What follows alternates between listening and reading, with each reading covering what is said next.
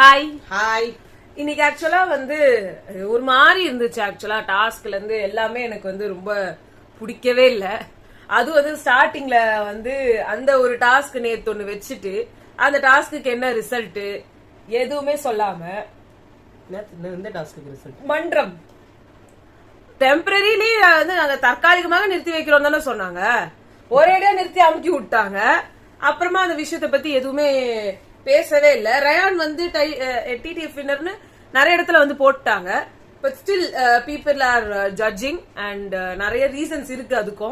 அதுக்கான சில videos and இதெல்லாம் வந்து நிறைய இடங்கள்ல வந்து பரவிக்கிட்டு இருக்கு. அது நீங்க எல்லாருமே பாத்திருப்பீங்க. நாங்க பார்த்த ஒண்ணுத்த வந்து நாங்க இன்னொன்னுத்த நாங்க பார்க்கல, இததான் நாங்க பார்த்தோம்.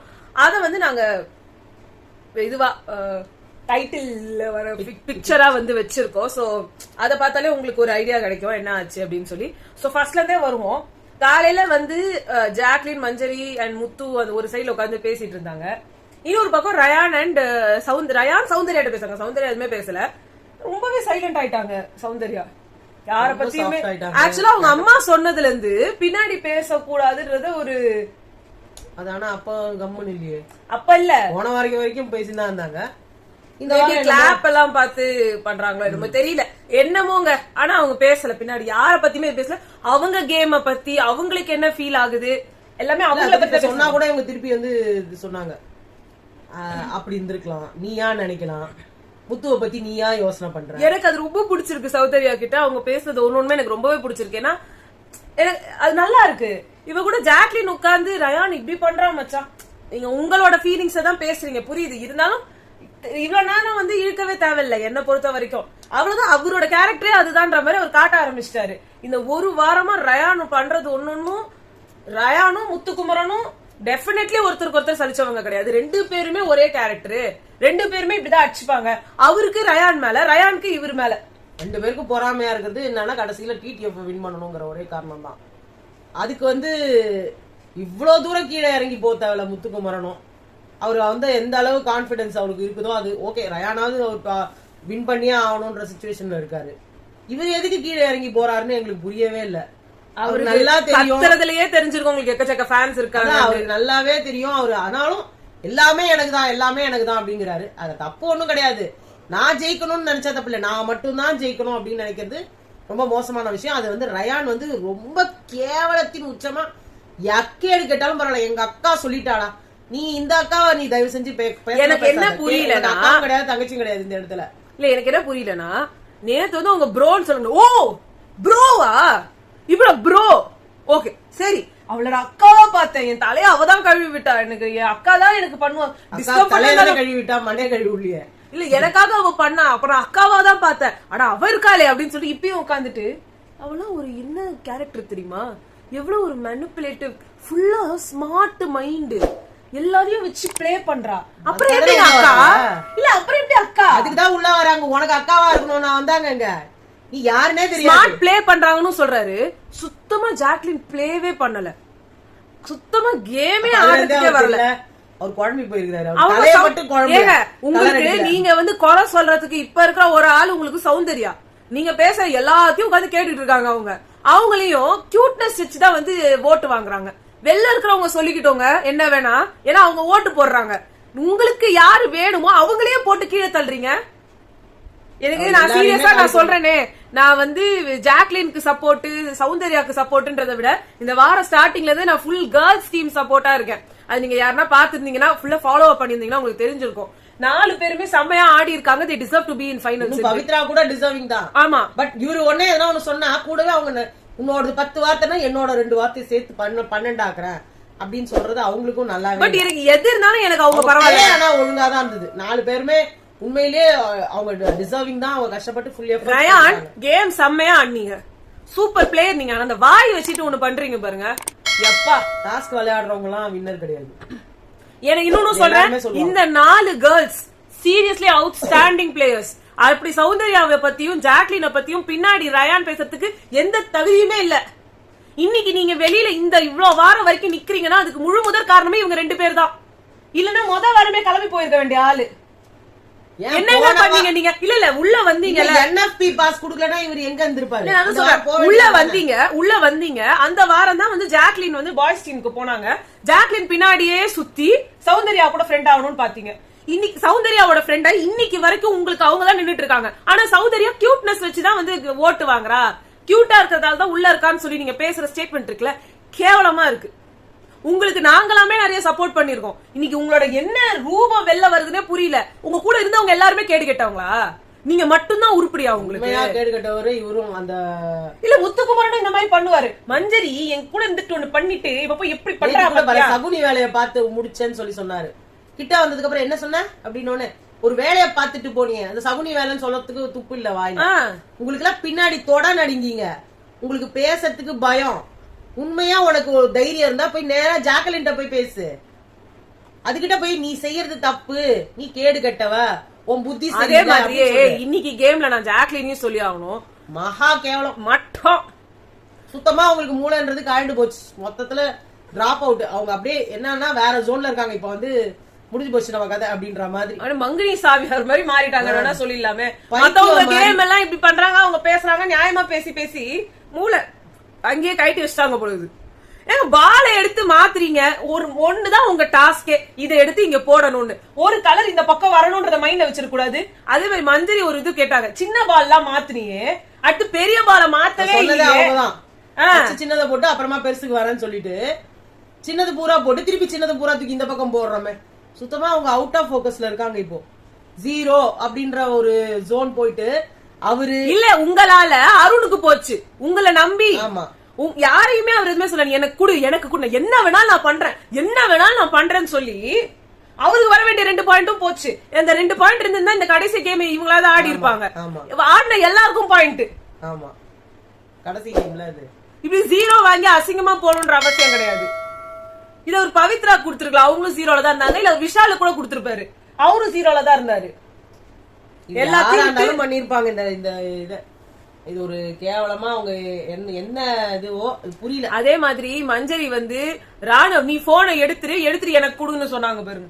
நேத்துதான் சொன்னாங்க தீர்த்து நான் தப்பா ஆடிட்டேன் போல இருக்கு. அவங்களுக்கு இப்ப அவங்களுக்கு பாயிண்ட்ஸ் வரணும். எல்லாருமே சரி எப்படியோ போங்க, எல்லாம் முடிஞ்சு போச்சு. டிடிஎஃப் முடிஞ்சு போச்சு. எல்லாரும் சேர்ந்து கை மேல பலனை தூக்கி கொடுத்துட்டீங்க. அதுக்கு மேல பிக் பாஸ் மொத்தமா எல்லாரும் பாயிண்ட்ஸ் தூக்கி. இன்னொன்னு ரயான் வந்து என்னெல்லாம் சொல்லிருக்காங்கன்னா, ஃபர்ஸ்ட் அவர் ஜார வந்து புடிச்சாரு, அந்த பில்ட் பண்ணி பண்றது ஜார புடிச்சாருன்னு சொல்றாங்க. அட்ஜஸ்ட் பண்ணி பண்ணாரு. இதுல வந்து 2-3 எதிர்வாதங்கள் வைக்கிறாங்க. ஒன்னு என்னன்னா, அந்த எல்லோ லைனுக்கு பின்னாடி போயிட்டு அதுக்கு அப்புறமா நீங்க அட்ஜஸ்ட் பண்ணிக்கலாம் அப்படின்னு பிக் பாஸ் சொன்னாரு அப்படின்னு. அந்த இதுல வந்து பாத்தீங்கன்னா யாருமே அட்ஜஸ்ட் பண்ணல, இவர் தான் அட்ஜஸ்ட் பண்ணாரு. பிக் பாஸ் வந்து அட்ஜஸ்ட் பண்ணலாம்னு சொன்னாரு, பட் ஜார் அட்ஜஸ்ட் பண்ணலாம்னு சொன்ன மாதிரி தெரியல. அந்த எல்லோ லைன்ல கைய வச்சுக்கலான்றதா சொன்னாரு. அதை எடுத்து மாத்தி ஜாயின் பண்ணும்போது அதை புடிச்சுக்கலாம்னு சொன்னாங்க தவிர மேல இருக்கிறத எப்படி அட்ஜஸ்ட் பண்ண சொல்லுவாங்க? ஒவ்வொரு வாட்டி அட்ஜஸ்ட் பண்ணி தான் யாருமே கீழே விழாது. அதான் சோ இது வந்து ஒண்ணு இருந்துச்சா. இப்ப இன்னொரு என்ன சொல்றாங்கன்னா, இது வந்து ஃபர்ஸ்ட் நடந்த டாஸ்க் விச் வாஸ் அது கேன்சல் ஆயிடுச்சு, செல்லாதுன்னு சொல்லிட்டாங்க. அந்த கேம்ல இருந்த போட்டோ அது அங்க எதுவுமே நடக்கல, அதனால இது செல்லாதுன்றதுல இருந்து போயிடுச்சு, ஃபேரா தான் அவர் ஜெயிச்சிருக்காருன்ற மாதிரி இதையும் சொல்றாங்க. இப்ப 2 வாதங்கள் வந்திருக்கு. இந்த 2வது விஷயம் தெரியல. அந்த இன்னொரு வீடியோல எல்லாம் பாக்கும்போது ஃபர்ஸ்ட்ல அவர் தொட்டிருக்காரு, 2வது தொட்டாரான்றது தெரியல.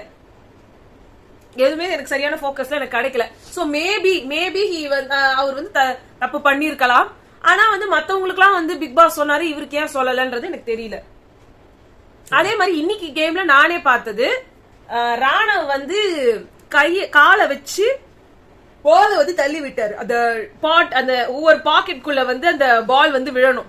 சோ அப்ப அந்த பால் விழணும் அப்படின்னா வந்து நீங்க இப்படி இப்படி இப்படி இப்படி வந்து காலை நீங்க வந்து பால டைவர்ட் பண்ணி அந்த 1-0 அந்த 1 2 3 4 5 6 12 வரைக்கும் விழணும். இதுதான் வந்து அவங்க போட்டிருக்கிறது. இதுல வந்து பஸ்ஸருக்கு முன்னாடி முடிக்கணும்னு சொல்லிருக்காங்க. சோ இதுல வந்து அவர் வந்து போடும்போது ஒரு வாட்டி காலை வந்து அட்ஜஸ்ட் பண்ணிட்டு அந்த பாலை வந்து கொஞ்சம் அட்ஜஸ்ட் பண்ணி அந்த பாலோட டைரக்ஷனை சேஞ்ச் பண்ணி விடுறாரு காலால. இல்ல ராணவ் பண்ணிட்டு உடனே பிக் பாஸ் வந்து இந்த காலை வச்சு பண்ணாதீங்க, மொத்தமும் மாறிடும் அந்த மாதிரி ஏதோ ஒண்ணு சொல்றாரு. திருப்பி ரயான் பண்ணும்போது பிக் பாஸ் சொல்லல, ஆனா அவர் காலை வச்சு சேஞ்ச் பண்ணாரு. அது வேற ரூட் போற பால காலை நவுத்தி பின்னாடி நவுத்தி இது பண்ணி பட் அவர் ராணா வந்து ஆப்வியஸ்லி ஒரு தள்ளியே விட்டாரு. அது பைத்தியம். இவர் வந்து ஜஸ்ட் டைரக்ஷன் சேஞ்ச் பண்றதுக்காக காலை பின்னாடி எடுத்தாரு. ரெண்டுமே தப்புதான். அது எப்படி பார்க்காம விட்டாங்கன்னே தெரியல. தீபக்குக்கும் கால்ல வந்து அந்த பால் காட்டவே காட்டுறாங்க. ஆமா, இவங்க கேமரால காட்டிட்டு இத மத்தவங்க பாக்கும்போது பார்க்க முடியுது, இவங்களுக்கு கண்ணால பார்க்க முடியல. தீபக் வந்து கால்ல கூட இடிச்சுது அந்த பால். ஆனா வந்து அவரு காலை நவுத்தவே இல்ல, அப்படியே வச்சிருந்தாரு. அதுவா இதாயி அதுவா இடிச்சு அதுவா போயிடுச்சு. பட் இவர் வந்து காலை பின்னாடி இழுக்கிறாரு.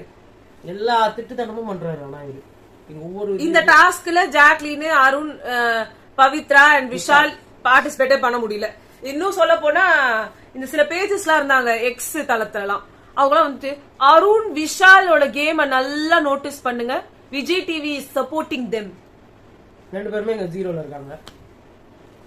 ஐயோ, விஜய் டிவி சப்போர்ட் பண்றாங்கன்றத நீங்க வந்து வச்சுக்கிட்டீங்கன்னா கூட யார் யாருக்கு அவர் சப்போர்ட் பண்றாரு எனக்கு புரியல. எத்தனை பேர் சப்போர்ட் பண்றாரு? பண்றவங்க எல்லாம் வெளில போயிட்டாங்க. அப்படி சப்போர்ட் பண்றவங்க அதான் ஜீரோல இருக்கிறவங்களையும் வந்து பாட விட்டுருக்கணும்.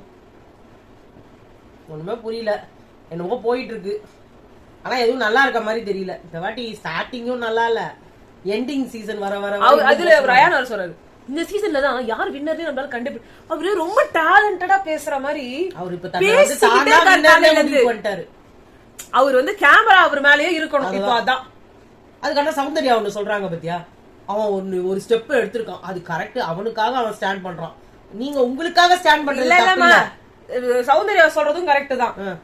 எனக்கு தெரிஞ்சு சௌந்தர்யா வந்து ரொம்ப நியாயமாவே பேசிட்டு இருக்காங்க. இந்த ஒரு வாரமா எனக்கு ரொம்பவே அவங்களோட பாயிண்ட்ஸ் எல்லாம் பிடிச்சிருந்தது. ஏன்னா ஜாக்லின் கூட இந்த மாதிரி லூஸ் மாதிரி எல்லாம் ஆடும்போது அப்ப அவங்க பண்ணதெல்லாம் வந்து கரெக்டா இருந்துச்சு, செம்மையா இது பண்ணிட்டு இருந்தாங்க. இப்ப ரயான் வந்து ஒரு ஸ்டெப் எடுத்து நவுத்தி இருக்காங்கன்றாங்கல்ல, அது ஒரு நல்ல ஸ்டெப். அவர் எக்ஸ்போஸ் பண்றதுக்கான ஒரு செம்ம ஸ்டெப் இல்ல, அது கரெக்ட் தான். அத வந்து இவங்க வந்து வேற விதமா எல்லாம் சொல்லிட்டு இருக்காங்க. அவனுக்காக அவன் ஸ்டாண்ட் பண்றாங்க. அப்படி இல்ல, அவங்க நிறைய விஷயத்த இப்படிதான் பேசுவாங்க, டைவர்ட் பண்ணி பேசுறாங்கன்னு.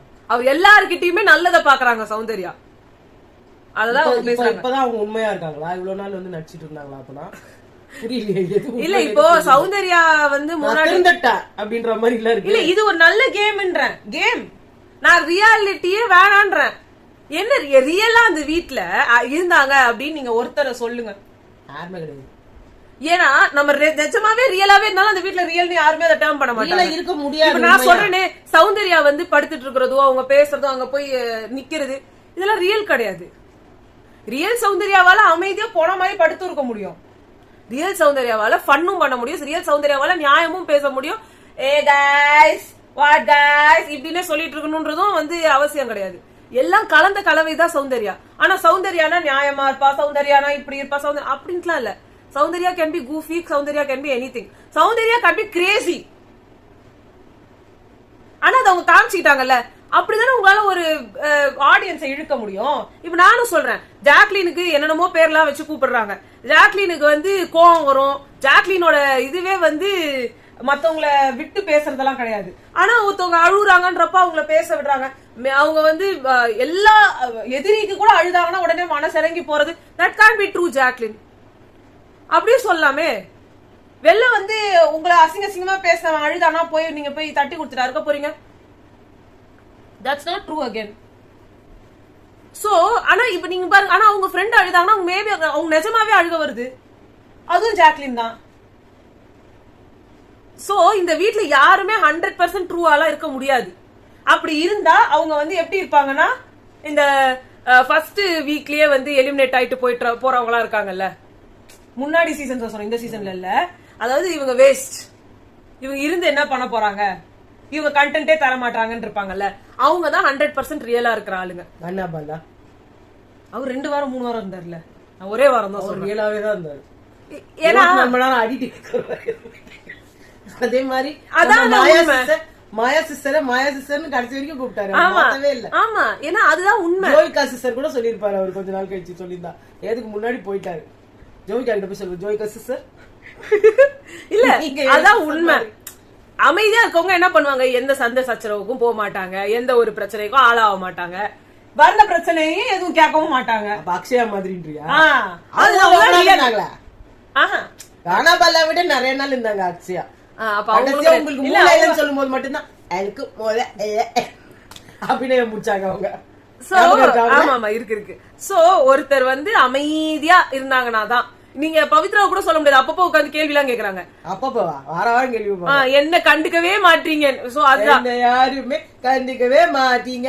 யாருமே ட்ரூவா இருந்தாங்கன்னா இந்த வீட்டுல இருக்கவே முடியாது. அதுவும் ரயான் தான் சொல்றாரு பேரு எனக்கு புரி.